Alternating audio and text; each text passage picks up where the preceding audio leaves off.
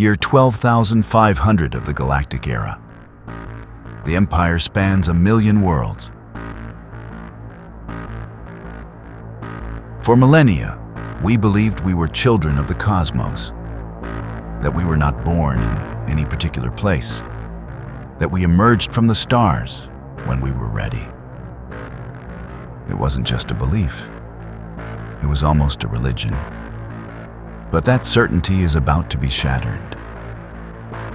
Welcome to History of the Future. Today at last, we return home.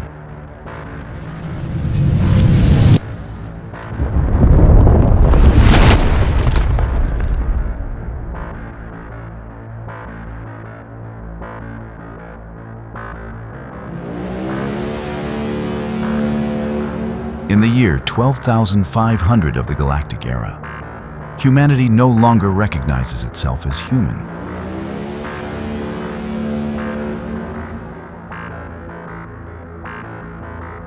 For millennia, we have stopped measuring time in generations. Millennia ago, we stopped measuring time in generations.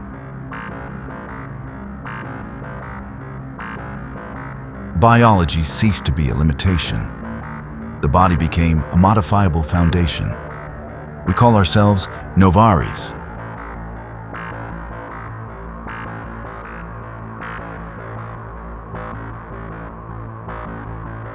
Not for what we were, but for what we believe ourselves to be. We are not a single form, we are many. In worlds of crushing gravity, our bodies are compact and dense. On planets with eternal oceans, we breathe under pressure. In binary systems, we learn to live with 2 suns and nights that last decades. Each colony evolved in its own way. Each environment demanded changes. And we accepted each modification as a natural step.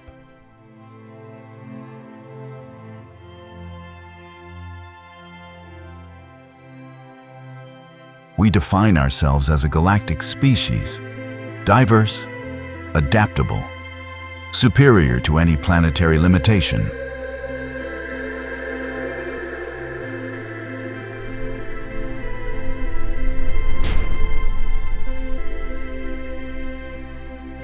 But we share the same certainty. We never had a cradle. Our official history is simple. We have always existed among the stars. There was no planet of origin. There was no childhood as a species. Only expansion. The story is elegant, comfortable, impeccable. The teaching is clear from childhood. The cosmos is not conquered, it is inherited. We come from nowhere. We are a product of the universe itself. Academies teach that intelligence is inevitable. That when matter reaches sufficient complexity, it ends up producing consciousness. And that consciousness, sooner or later, ends up occupying its rightful place.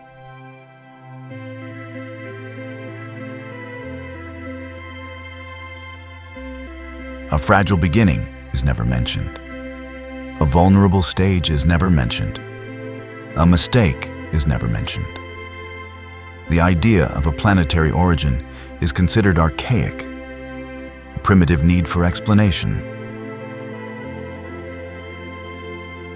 A myth of insecure civilizations that needed to point to a home. We don't need a home. We have systems. The stability of the Empire rests on that certainty. Having no past avoids uncomfortable questions. Having no cradle avoids guilt. Having no starting point prevents us from comparing what we are with what we were. Without origin, there is no debt. Without debt, there is no responsibility. The Empire works, The routes are precise. Conflicts are minimal. Expansion is controlled. We are a civilization that has learned not to overreach. But any civilization that stops looking back begins to build on assumptions. And when an assumption becomes dogma, it ceases to be knowledge and becomes fragility.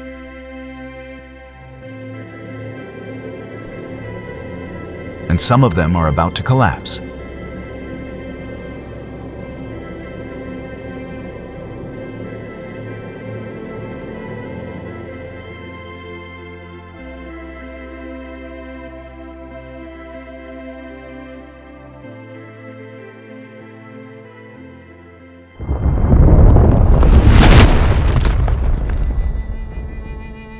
For centuries, the Empire moved with clockwork precision.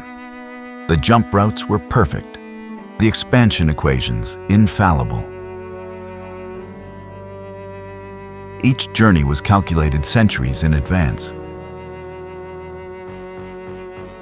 Each colony founded even before the planet was visible to the naked eye. Error was an ancient word, a relic of less exact times. We believed the cosmos was a blank canvas on which we painted our glory. Nothing surprised us, nothing diverted us, nothing escaped our models. The universe was not a mystery.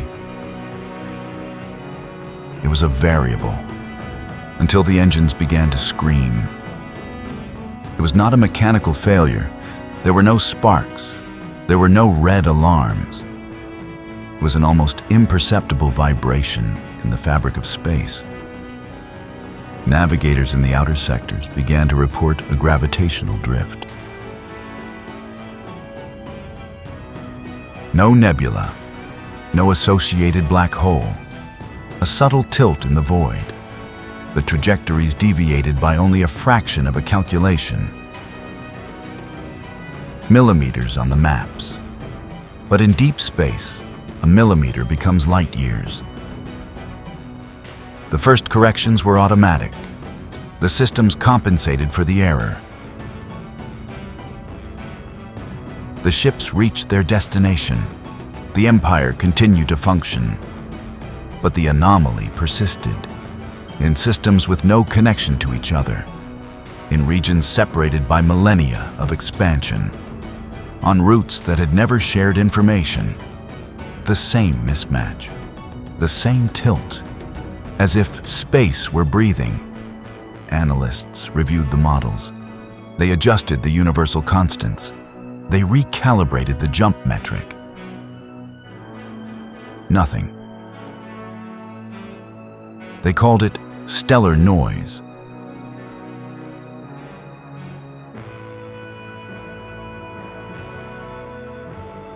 Fluctuations in the vacuum, quantum interference, a statistical anomaly within acceptable parameters.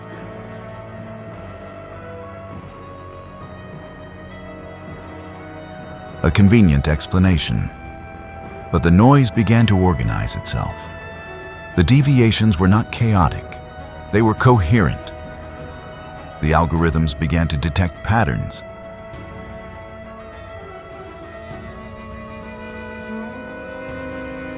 By triangulating the navigation errors of 1 million ships, the data revealed something impossible. All the errors in the galaxy converged on the same point. The point of origin didn't matter.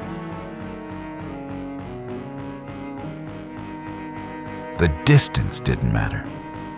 Space seemed to tilt toward a single coordinate, as if the very geometry of the universe were slightly warped, a coordinate marked on our maps as absolute emptiness. A place that, according to our records, had never contained anything.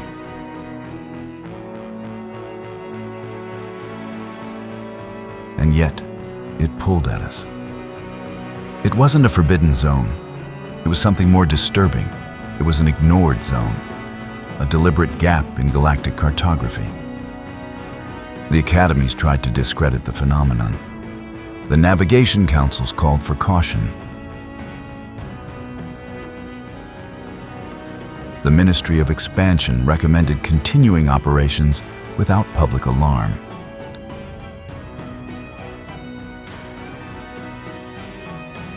But the Empire had already sensed the crack.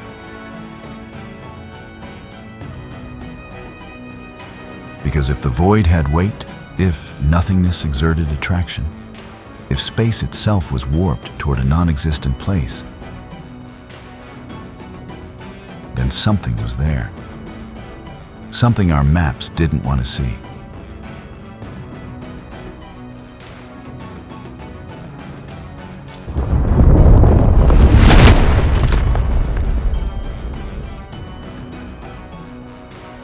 The first expedition to Blind Spot departed in the year 12,503 of the Galactic Era.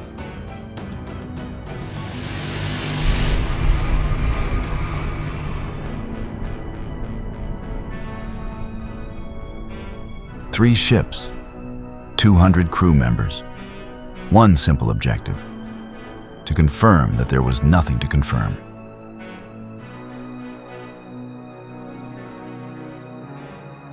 It took them 14 hours to realize they were wrong.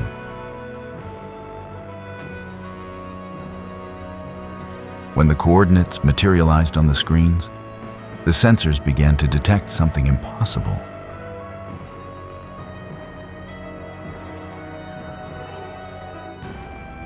Mass without a visible source, gravity without a star, residual heat in a place that should have been at absolute zero.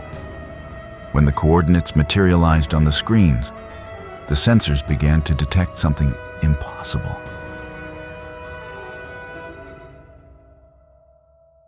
Mass with no visible source, gravity without a star, residual heat in a place that should be at absolute zero. The void had weight. And that weight had form. What appeared before them was not a planet in the traditional sense. It was a sphere of industrial ash, 3 layers of vitrified crust, miles of reinforced concrete, molten metal, black glass, all sealed with surgical precision.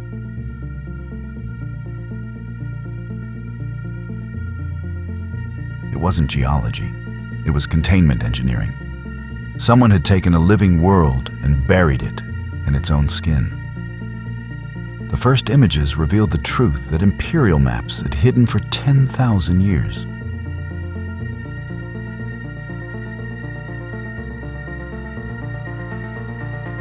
This planet had not died of natural causes. It had been executed. The surface showed no ruined cities. It showed continental factories, reactors the size of mountain ranges, extraction towers that pierced the crust like needles stuck into raw flesh. This was not civilization. It was a mining operation on a planetary scale. And when the planet ceased to be profitable, when there was nothing left to extract, when the oceans dried up and the atmosphere became toxic, someone decided that the best solution was to shut everything down, seal it, and erase it from the maps. But there is something that no civilization can completely erase: the weight of its own crimes. And that weight, literal, gravitational, had been pulling us down for millennia. The blind spot was not a void. It was an unmarked grave, and we were about to open the coffin.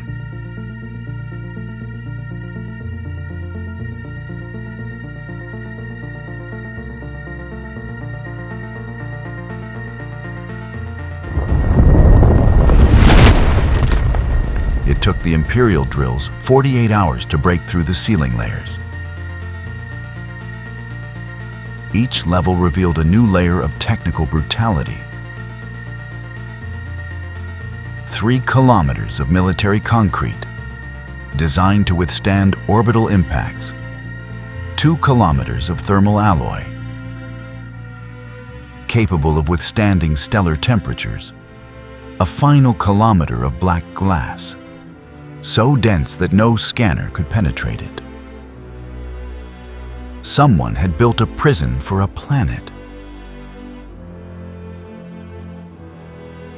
When they finally reached solid ground, the probe sent back the first images of the interior. And humanity, or what was left of it, had to face its past. They found industrial infrastructure on a geological scale, extraction systems that had emptied entire oceans to convert them into fuel, drilling towers that had pierced the Earth's mantle to reach rare metals.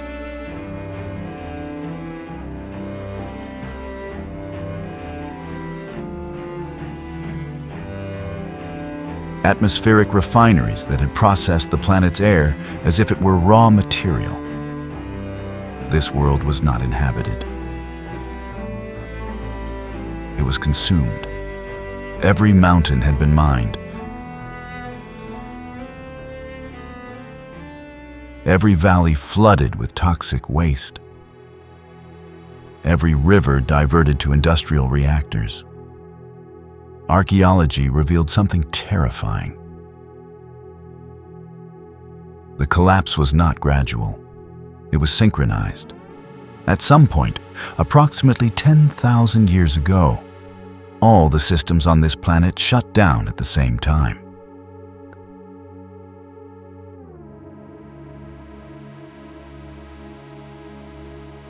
There was no final war. There was no catastrophic explosion, just a controlled shutdown, as if someone had decided it was time to leave. And before leaving, they had cleaned up the evidence. But there is evidence that cannot be erased.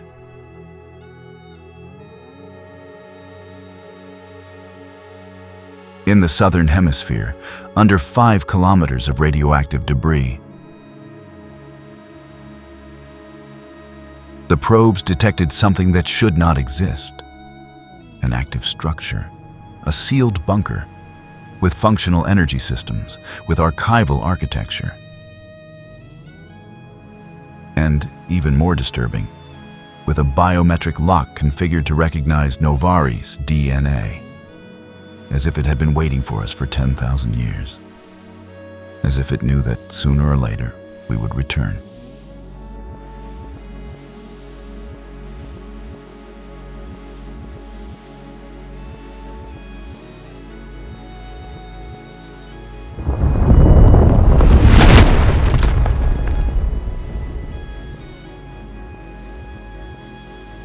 The bunker was not hidden. It was marked.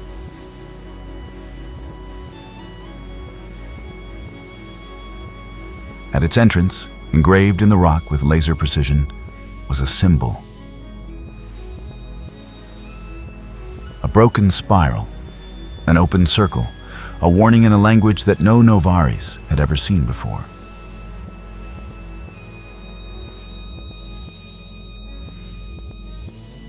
But one that everyone instinctively understood.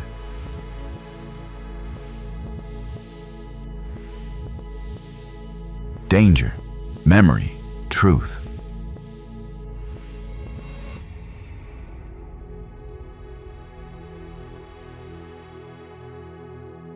The doors opened without resistance.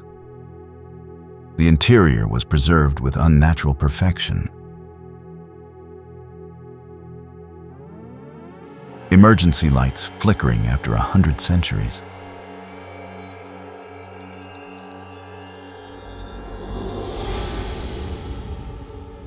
Recycled air still breathable.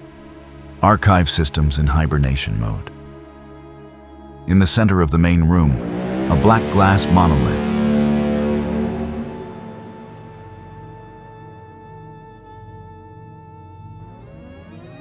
Inside, suspended in digital animation, an archive. Genetic Mitigation Protocol Project, Novaris. terminal phase authorized by the Planetary Emergency Council date. Year 2487 of the Common Era. The complete transcript took up 17 terabytes, but the first few lines said it all. This document certifies the end of the human species in its original form. The collapse of the ecosystem is irreversible. Extinction is inevitable. But information can survive. And if information can survive, then something of us can too. We have designed a solution. We have designed a solution. It is not ethical. It is not fair. But it is possible. We will create a new version of ourselves, one capable of living among the stars without destroying them. One that does not repeat our mistakes. One that does not feel the weight of what we did. Because if they feel what we feel now, the guilt, the horror, the planetary mourning, they will not survive exile.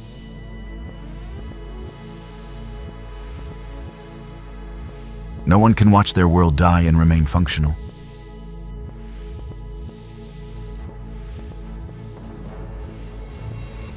So we will take the best of our species.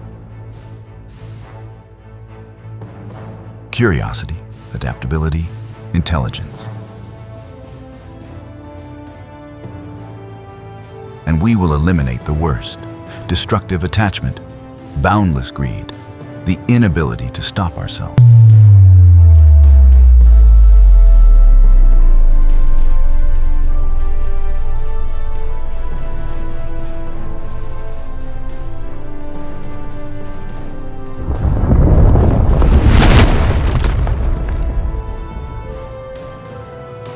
The news reached the central systems in 18 days. There was no official statement.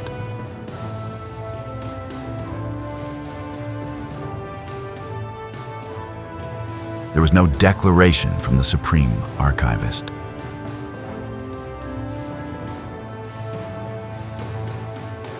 The truth leaked through the quantum network like a silent poison, from terminal to terminal, from ship to ship.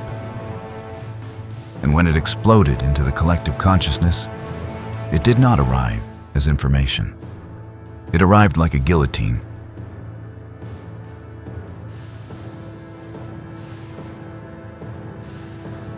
For 10,000 years, we believed we were children of the cosmos.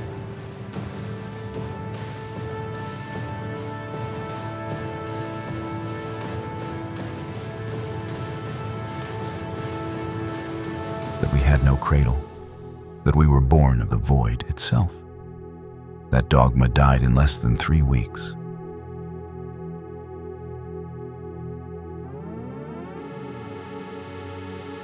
At 400 standard cycle, all public transmissions were hijacked at the same time. The screens flickered, they adjusted, and they showed a single image.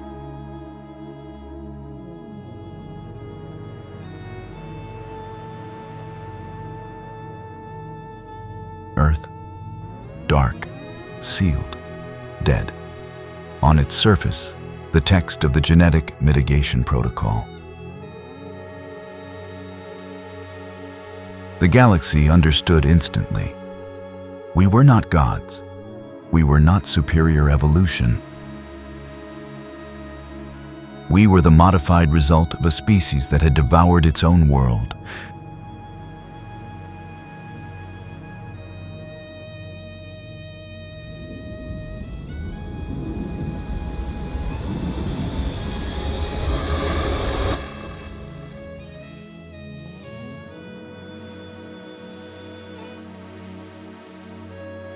There was no unrest, there was no chaos, there was silence.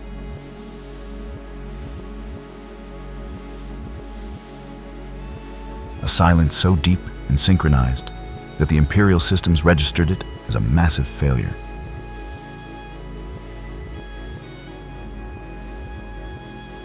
Billions stopped at the same time. We wanted to cry. We wanted to feel the weight of the crime.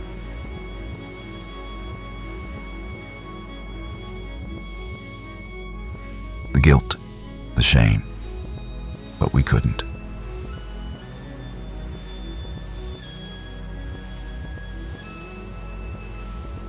The protocol was working. Our capacity for grief had been reduced.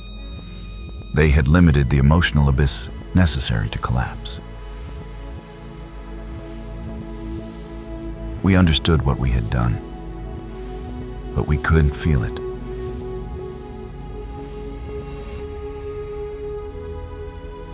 That was the day the Empire stopped believing in itself.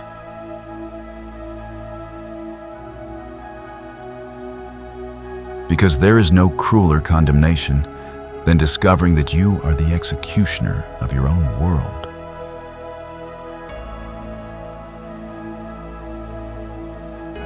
And realizing that they didn't even leave you the consolation of guilt.